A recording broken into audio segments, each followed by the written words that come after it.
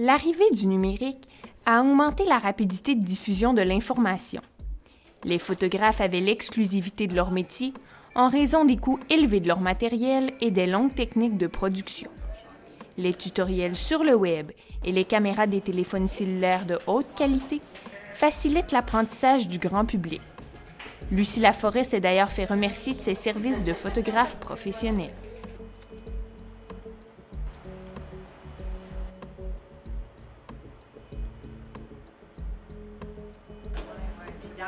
Lucie Laforêt est photographe de formation. Elle est maintenant cuisinière au restaurant Albert Bistrot à Montréal. Elle a besoin d'une autre source de revenus car ses contrats étaient en baisse. J'ai été chanceuse, j'ai été 30 ans à réussir à vivre de mon métier. Si je compare à tous ceux qui ont étudié avec moi, il n'en reste plus beaucoup, qui travaillent dans le domaine. Donc oui, il y a comme un cheminement à faire par rapport à ça, mais je vais être photographe jusqu'à la fin de mes jours, même si nécessairement j'en vivrai plus. Les caméras intégrées dans les téléphones cellulaires peuvent donner le même résultat en termes de qualité que les appareils photographiques professionnels d'il y a 25 ans. En 2013, la production mondiale d'appareils photo a diminué de 39 % par rapport à 2012.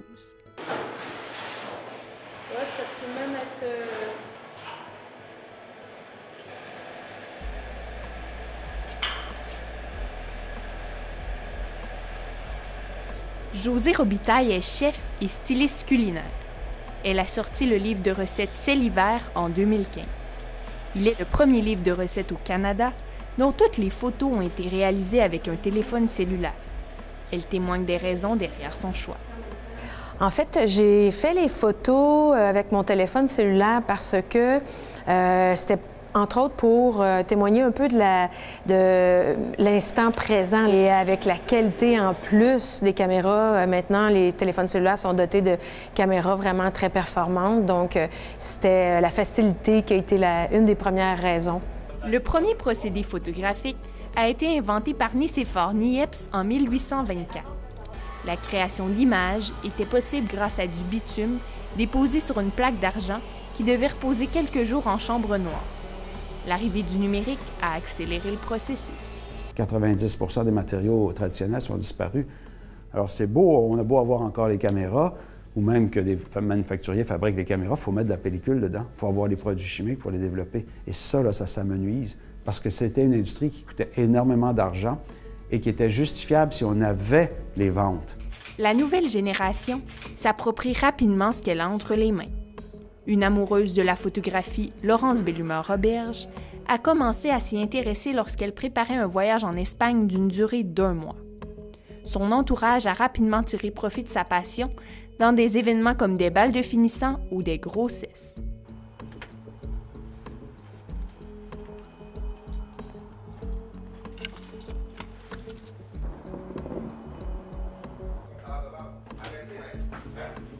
Les gens vont penser à moi parce qu'ils savent que je suis très accessible. Surtout que j'ai un ami qui me contacte, un ami d'un ami qui va me contacter, ça va me faire plaisir de me rendre sur place.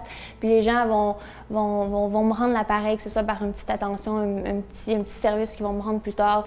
Mais je m'attends pas nécessairement à rien en retour parce que je me considère pas photographe professionnel, mais bien photographe amateur. La photographie professionnelle, demandez-la à tout photographe professionnel, c'est pas que de prendre la photo. Prendre la photo, c'est à peu près 10-15 %. Le reste, c'est négocier des contrats, fabriquer des offres de services, gérer une entreprise, faire la promotion de son entreprise, faire des images, traiter des images ensuite, respecter des droits d'auteur. Toute cette grosse mécanique-là, c'est du ressort de l'entrepreneurship qu'un amateur n'a pas.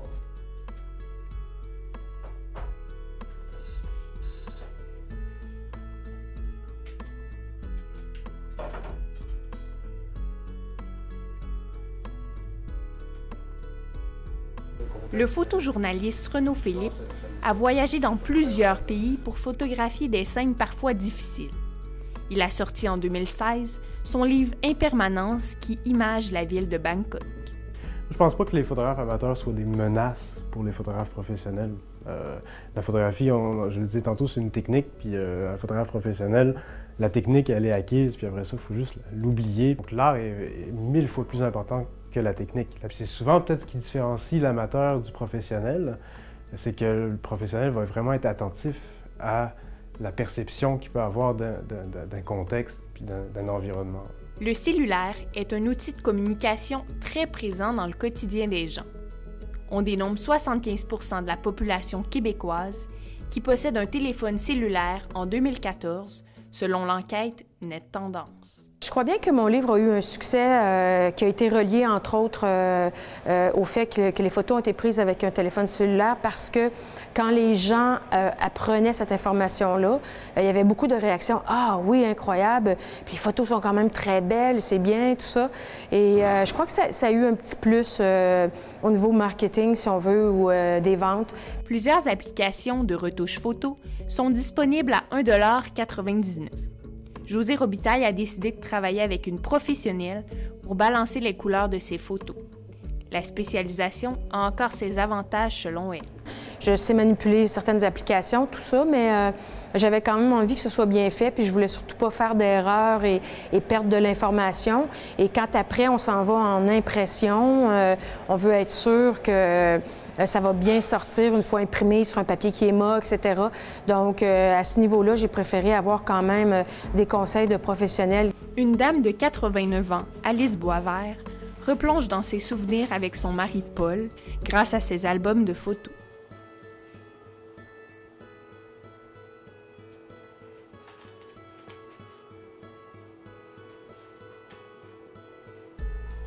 C'est l'appareil à Paul. Il l'avait acheté pour aller en Colombie-Britannique. C'était décidé qu'à sa retraite, on allait dans l'Ouest canadien. Il a pris des belles photos avec cet appareil-là. Il est inutile de se procurer un nouvel appareil chaque année. La technologie avance rapidement. Il est conseillé d'attendre 2 ans pour que le changement soit profitable et rentable monétairement. Au niveau de la prise de vue, c'est peut-être là qu'est le plus grand traumatisme. Le fait qu'on a une réaction, un feedback direct de la caméra sur l'écran, on s'en rend compte tout de suite quand ça n'a pas fonctionné, puis on peut poser un geste. Avant, ça coûtait très cher, ce genre d'erreur-là. La population conserve de plus en plus ses photos en format numérique et les partage sur le web. On a vraiment vu une progression depuis l'avenue du numérique, que les gens se satisfait avec les photos de téléphone cellulaire.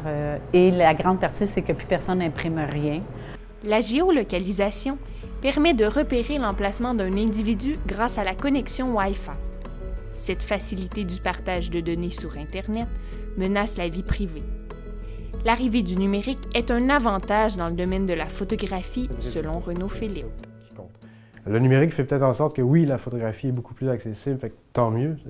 On est nourri par la photographie des autres. Puis le numérique permet aussi d'être au Népal, dans un endroit où il n'y a rien, ni d'électricité, plus rien, plus d'Internet, puis de faire des images, puis de trouver une façon quand même, le lendemain, que ce soit dans le journal à Québec. La plateforme web YouTube donne accès à plusieurs tutoriels sur des sujets variés. Les mots-clés anglais « tutorial » et « how to » sont les plus fréquemment utilisés dans la barre de recherche selon le site Wisdeo. Les tutoriels sur YouTube, ça fait partie de mon apprentissage. Je me retrouve en France avec un photographe professionnel qui montre les bases de la photographie. Puis dans une autre vidéo, je suis en Angleterre avec un autre photographe professionnel qui me donne un tutoriel sur comment bien ajuster ma lumière dans les photos. Donc c'est certain que c'est très riche comme information. Madame Laforêt était spécialisée en photographie de nouveau-nés. Elle met de l'avant l'expérience qui la différenciait des amateurs. En 30 poses, je pouvais réussir à avoir quelque chose d'exceptionnel qu'eux vont photographier énormément et tout. Puis, veux pas, je savais quoi faire, c'était mon métier. Le logiciel Photoshop s'adressait à une clientèle spécialisée à sa création. En 2010, il y avait 10 millions de personnes qui l'utilisaient dans le monde, dont plusieurs amateurs, selon la Presse Plus. Quand tu prends une photo, tu as une idée de ce à quoi tu aimerais que la photo ressemble ou l'émotion que tu veux faire, que tu veux que les gens ressentent quand ils regardent la photo. Donc, avec Photoshop, avec Lightroom, c'est ton côté créatif qui embarque, là. Beaucoup de sites Internet ne demandent plus à des photographes pour prendre des photos qu'ils vont ensuite diffuser. Ils décident d'utiliser les banques d'images libres de droit, accessibles sur le web à faible coût. Je sens pas que ces sites sur lesquels il y a des photos libres de droit soient un danger pour le travail photographique. À partir du moment où on considère le photographe comme un auteur. C'est un reflet de notre perception des choses, de notre feeling, puis c'est vraiment unique. Fait que si on accepte que la photographie soit un langage, on accepte que le photographe, c'est pas un technicien de l'appareil photo, mais c'est un auteur, il est où le danger? Le magasin de photographie Lozo, fondé en 1927 à Montréal, offrira cette année des cours de photographie cellulaire. On peut présager que la production d'appareils photo continuera de chuter comme cela a été le cas dans les dernières années. Florence Tremblay pour l'Informateur.